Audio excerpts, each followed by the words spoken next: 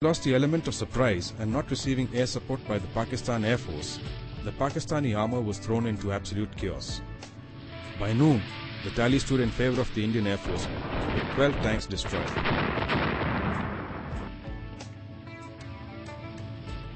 In the periods of relative calm, when the Indian Air Force was not overhead, the tanks surrounding the post were ordered to pull back to the south of the post around 51 Brigade. By now, the Indian Army's reinforcements had arrived and were in the process of deploying themselves. When Sangha came, he told me, he is briefing, sir, enemy has now stopped all movements.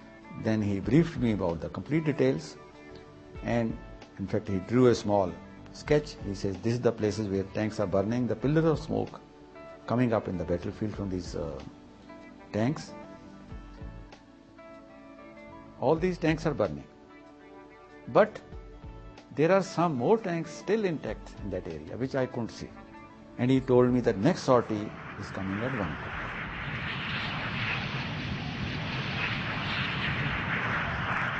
I took off at about 12:35, went to Longewala and oriented myself to the complete battle situation. I saw all those tanks which pillars of smoke were coming out. On the enemy side, all movement was frozen. Now, in my anxiety to find more tanks, which Sangha had told me are intact, from Longewala post, which were foremost troops, I raised my heights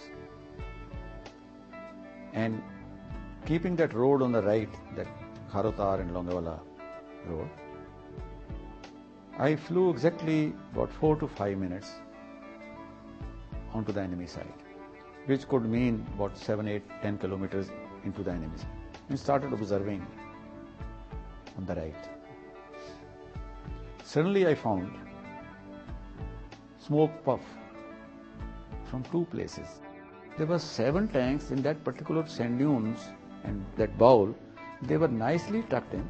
So I came back and started flying over Longewala post, waiting for the hunters.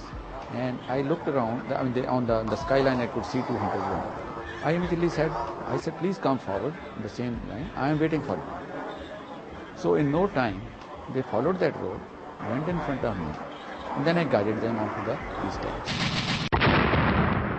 In the next 2 hours, 7 more tanks were added to the tally. A message from the Pakistani tank commander desperately calling for air support was intercepted. दुश्मन की हवाई फौज ने नाक में दम कर दिया है। एक हवाई जहाज जाता है और दूसरा आता है और 20-20 मिनट ऊपर नाचता है। 40% फौज और सामान हलाक पर तबाह हो चुका है। आगे जाना तो क्या, पीछे मुड़ना मुश्किल हो गया है। जल्दी हवाई फौज मदद के लिए भेजो, वरना वापस मुड़ना नामुमकिन है। Unfortunately, no such help was coming. By the evening, the total stood at 19 tanks destroyed. At the end of the day of the 5th, we couldn't really claim an accurate number of tanks, but there was a number of them burning on the effort, and it appeared that they had very few left unless there were reinforcements over the night.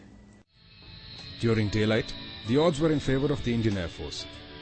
Anything moving on the ground was attacked with devastating results. With nightfall, the enemy had all the advantages. The regrouped tanks could either retreat or forge ahead with their initial game plan. If they decided on the latter course of action, Jaisalmer Air Base was at great risk.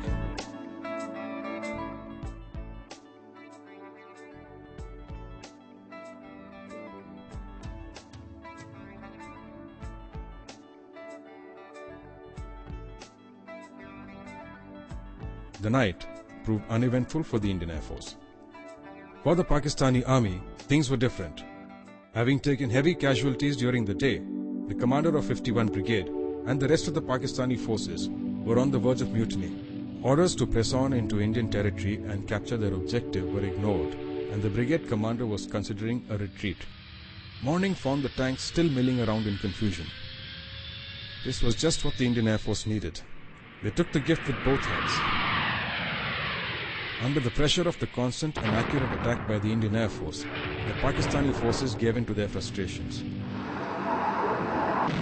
By sundown, the Indian Air Force had added to their existing score. The total now stood at 24 tanks destroyed, along with assorted vehicles and troop carriers.